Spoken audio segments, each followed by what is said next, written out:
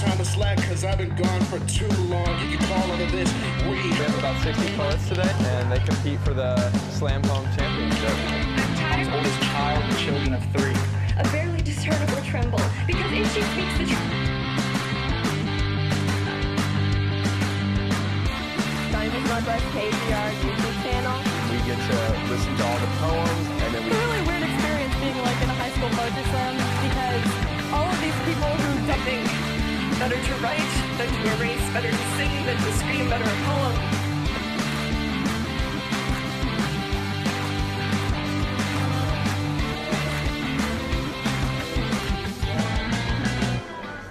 Welcome, ladies and gentlemen, to the 13th annual Northwest Poetry Slam. It's time to put on those thinking caps as we enter the world of poems, where the unexpected is expected and the passion is endless. I'm Matthew Owens. And I'm Morgan Berry, and we invite you to sit down, pull up a cup of Arabic blend coffee and a nice crisp soda biscuit with a warm blanket wrapped around your feet. This is the Northwest Poetry Slam, and we invite you to sneak out of work to watch this exhilarating day. March Madness has nothing on today. This is America's pastime, poetry. Slam poetry. Now we're going to take a look into some of the contestants we have going on today. I'll read you the list of our first round. We're going to have Madison Stieg, Zachary Dolney, Lauren Spear, Haley Schaefer, Will Gross, Haley Mock, Manvin Kaur, Elena Watson, Joseph Ramirez, and Dylan Hellmester. An interesting list there. We'll have 10 great poets. But now we're going to go through some picks and some locks and some dark horses today. My first pick, my lock to go to the finals, is none other than William Rose. Last year, he had a good poem up until the part he forgot it. So he went up there, he really risked it for the biscuit, but this time the biscuit crumbled. He didn't remember half the poem. I expect him to get back on his feet today and a lock to the finals. My lock today is going to be Manvir Kaur. I think he's really going to pull up today, and I really think that he's going to go all the way to the finals. Now we're going to go to our dark horse picks, because remember, it's poetry. A 16 seed has already beaten plenty of 1 seeds. Let's all realize that. My dark horse today, Lauren Spear. We're going through her bio. What the poem's about is about her aunt who left her at age 10. That's going to give her a lot of passion and emotion. And she's going to be able to spew those words in a very constructive manner that I think it'll just touch everyone's feelings and hearts. And Can we get our 3 teacher judges to come on down here? My 3 dark teacher horse today judges. is going to be Dylan Helmstetler. I think he's going to bring a great performance today. His poem's going to be about how much he misses his little brother, so I think he's going to bring a lot of emotion and a lot of passion to him. So today I think it's going to be a great job. Now we talk about some of the poems here, and most of them are going to be probably talking about past events that happened in their lives. Some of them will be negative, but I hope today we get some positive poems, some cheering ones up. I remember the Kevin Thompson soft serve poem just 2 years ago. It was just about soft serve, no metaphors, no analogies, just about how much a man can like soft serve. And that really spoke to me, and I like that poem. I hope we get a couple more of those today to intertwine with the already deep and emotional ones that we're going to have today.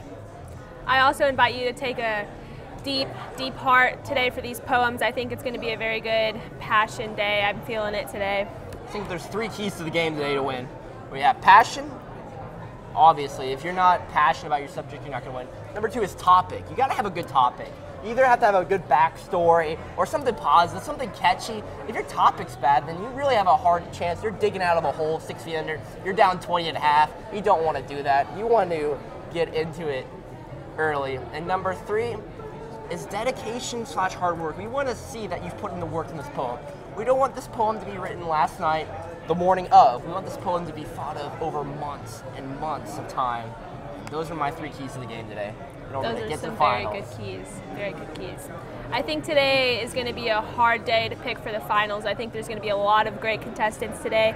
And I really think that they're all winners today. So it's a very exciting day here. And KGR is proud to bring you the 13th annual Northwest Poetry Slam. But if poetry is not your thing, that's fine, because next week, next Wednesday, guess what we're having? It's show day, baby. It's show day. Topic is food. You don't want to miss that day. 25 minutes of laughs and fun. Food. And it's food. I mean, who doesn't like food? The culinary masterpiece. We'll have some good skits. We have lunch patrol going on. We have a couple cooking shows. We have a chopped version. It's going to be beautiful. Absolutely beautiful. That will be next Wednesday during Taking Care of Business or online at our KGR YouTube channel just minutes after the show airs. Also, remember today the point is not the point. The point is the poem. Poetry. Yes, indeed. Yes. Also, listen to the poem. I hope the judges today are accurate today. I don't want to see a lot of inflated scores. I want to see some, even tough justice sometimes. If the poems are bad, you gotta let them know. Also, we're gonna throw it over to Jake, Brenda, and Anna Madrigal for your MCs. Good morning, Northwest. Welcome to Poetry Slam. Woo! We are so glad you're here today, and we have an excellent day of poetry for you. You get to see our very first round. You're going to hear from about 10 really excellent poets. So I want to explain to you a little bit about this event and how it works. These students are all getting up and performing original work. They are bearing their souls to you. And we have some judges, and they're here, and they sit on the side, and they have to tell them, like, their poem, their art is less than perfect. That's their job. But we have to have them. Love you all, but we have to have you do this necessary evil. But the real job of today is to share our poems, share our voices, and share our art. So everyone out there in the audience has a job in addition to these judges who have to do theirs. Your job is to support whoever is up here because it takes a great deal of courage to come up here and talk about something that you care deeply about. So what's one way you can show your appreciation during a poetry slam? Yeah. So we snap our fingers, and the reason we do that is because you will disrupt a poet's flow if you start giving a standing ovation every time they say something you agree with. So we snap instead, and it's our way of sending some love back to the poet and saying, hey, I feel you, I like what you're saying. And then at the end of the poem, we'll hear scores that range from 0 to 10. A 10 is perfect. A 0 is this is abominable. So when the judges give their scores, your job is kind of to disagree with them. So if a judge says a score that you really don't agree with, we have a phrase that we like to use to remind our judges that they're just here for the practical side. This is really about the art. So what's the phrase we use to tell our judges? Listen to the poem, because if they're giving it anything less than perfect, they must not be listening, right? We have necessary parts to all of this, and we've all got to do our jobs. So we have points, but the points are not the point. What is the point? The poetry. So I'm going to get off here because I want to get right to the poetry, and our first poet is going to be coming up, and then I will be sharing the spotlight this hour with Jake Brundrett, who's going to be my co-MC. So can we get our first poet to the stage, please?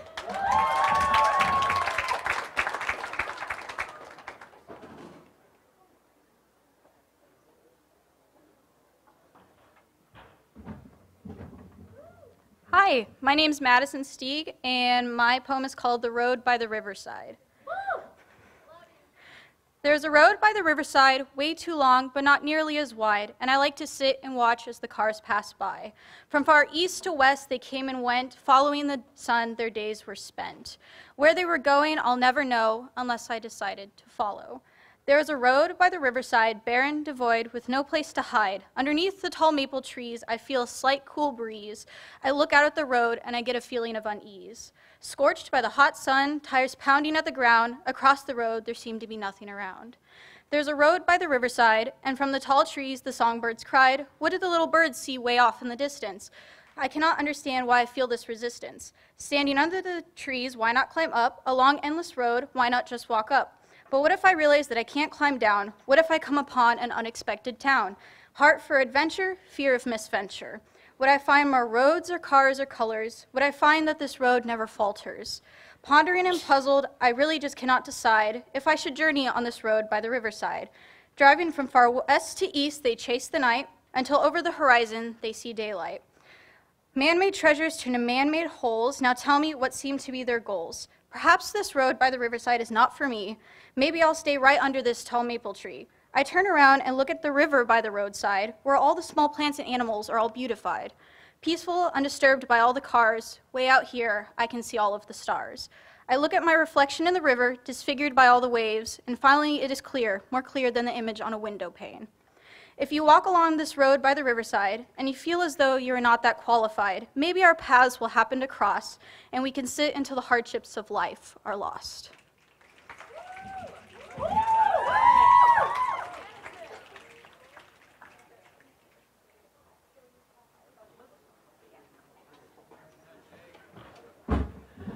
Yo, yo, what's up, y'all? Ooh, it's Poetry Slam time. Oh, man, heck yeah. So, my name is Jake Brundrett. I'm going to be an MC for today. My name is Anna Madrigal. I am also an MC for today. And we're famous for filling the time. Okay, I got a time filler right here. Question, Hershey's or Reese's? Reese's? Okay. Okay, perfect. We got scores. Thank you. Okay, here are the scores. We have a 7.5, a 8.4, an 8.9, a 9, and a 9.1.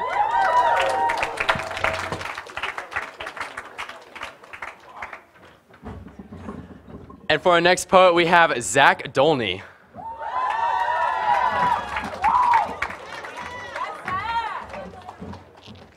Hello, my name is Zack Tony. I'm a sophomore, and I'll be reading a poem called Different Part 2. Different. How can one define different without crossing the line of different? Different's a word defined to be absurd, a word unnecessary for defining out of the ordinary. But what's the ordinary? And what makes different its secondary? I think different is way more revolutionary than just plain ordinary.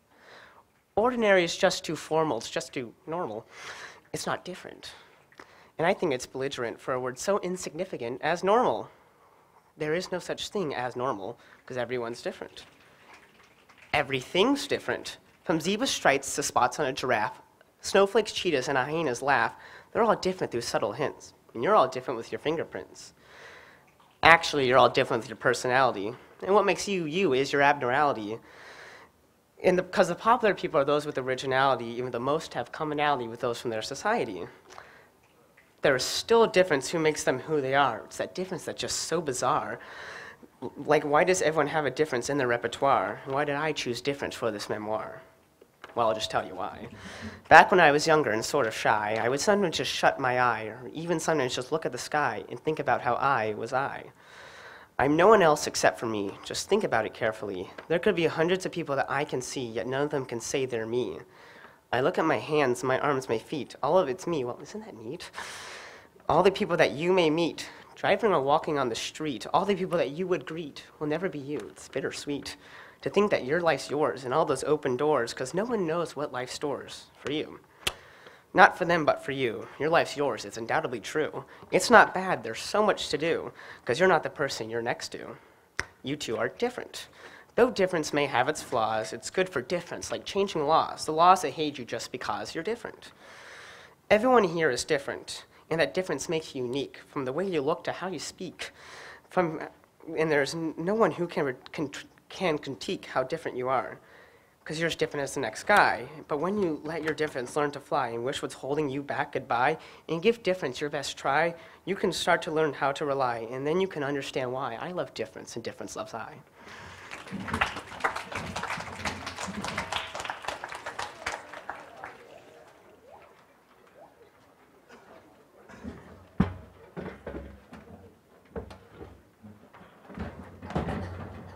Okay.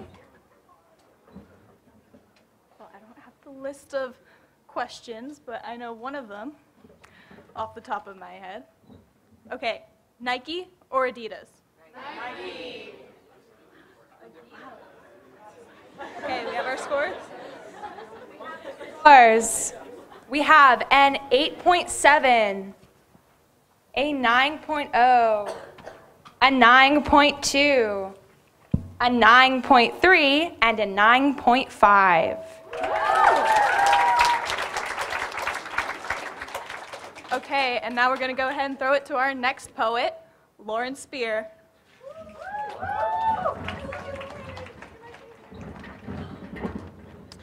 I'm Lauren Spear. I'm a senior here at Northwest, and my poem's called 7 Years. 7 years. I haven't seen you in 7 years besides at the courthouse. You betrayed me. You believed him over me. 7 years. I've been waiting 7 years to tell you how I truly feel. You were my Nana. I spent most of my childhood with you. I remember how close we used to be. You were always there for me. You never left my side, but then you were gone. You were nothing but a memory. 7 years. You still send me letters 7 years after it all happened. With each letter, I cry. Slowly seeing your handwriting get worse and worse with each one. The tears go down my face, wondering what I did wrong. Then I realize that it isn't my fault. You left me. You believed his lies. You chose him over me, leaving me without my Nana, the one I cared the most about. You broke my heart. 7 years. 7 years later, and all I have is memories. Memories that make me miss you more and more every day. I close my eyes, trying to remember your hugs, trying to remember your smile, trying to remember what it was like to have a Nana. Every day I wish I could see you. Not a day goes by where I wish I never told on him. 7 years.